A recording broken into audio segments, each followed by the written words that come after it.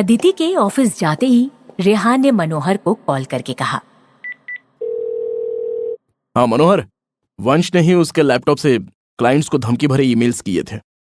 हाँ सर, इस वंश को भी प्रियल के साथ साथ कंपनी से निकाल देना चाहिए था। नहीं, एक काम करो, इस वंश पर नजर रखो। उसका नेटवर्क हमें अदिति के हाथ करवाना है पहले, फिर बस यही मौके की तलाश करनी है।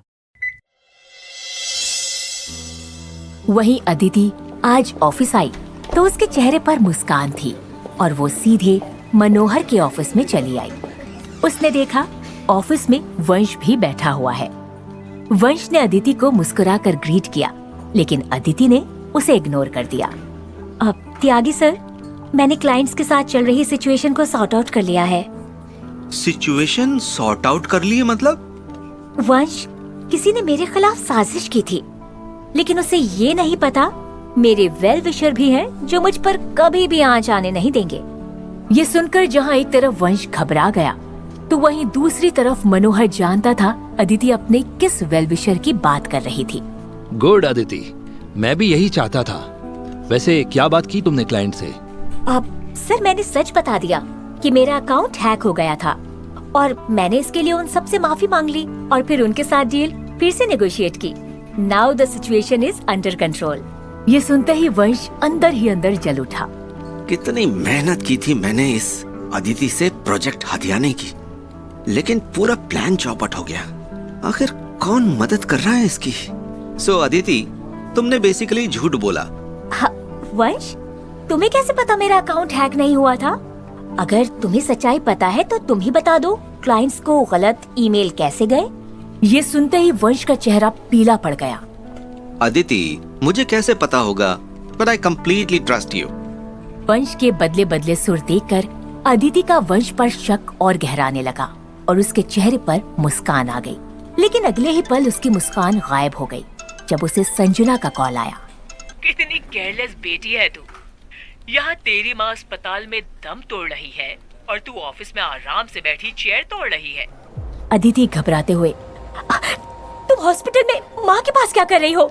संजना मुस्कुराते हुए, मैं क्या कर रही हूँ ये सवाल बाद में कर लेना। जल्दी आ जा, तेरी माँ किसी भी वक्त फ्लाइट पकड़कर सीधे भगवान के पास जाने वाली है। कुटिल मुस्कान के साथ संजना ने फोन रख दिया। अदिति के हाथ पांव कांपने लगे और वो तेजी से ऑफिस से बाहर आकर हॉस्पिटल की तरफ निकल पड़ी। वो हॉस्पिटल के कॉरिडोर में तेजी से भाग रही थी। जैसे ही वो अपनी माँ के वार्ड के अंदर आई, अंदर का नजारा देखकर वो शॉक्ड रह गई। उसकी माँ गीता हॉस्पिटल के बेड पर बैठी हुई थी और सामने संजना थी। अपनी माँ को ठीक देखकर अदिति ने राहत की सांस ली। अदिति गुस्से में, संजना, तू यहाँ क्या कर रही है? शर्म नहीं आती माँ के बारे में झूठ बोलकर? अदिति की बात सुनकर संजना मुस्कुरा रही थी और इससे पहले कि संजना कुछ कहती, गीता ने कहा, अदिति, शर्म तो तुझे आनी चाहिए।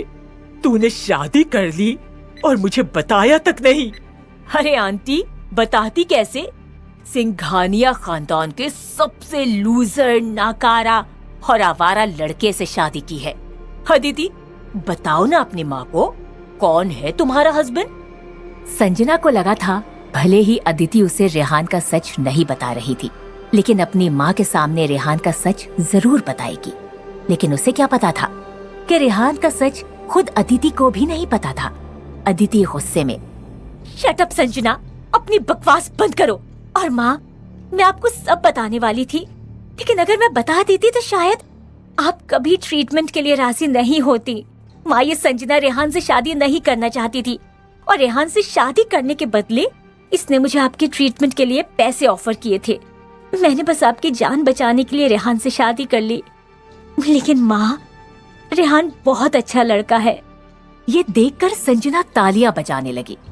वाह दीदी वाह, एक और झूठ, वो भी अपनी माँ से। आंटी, आपकी ट्रीटमेंट के पैसे मेरे पापा ने नहीं बल्कि इसके बॉस मनोहर त्यागी ने दिए हैं। अब ऐसे ही तो इसके बॉस ने इसे पैसे नहीं दिए होंगे ना?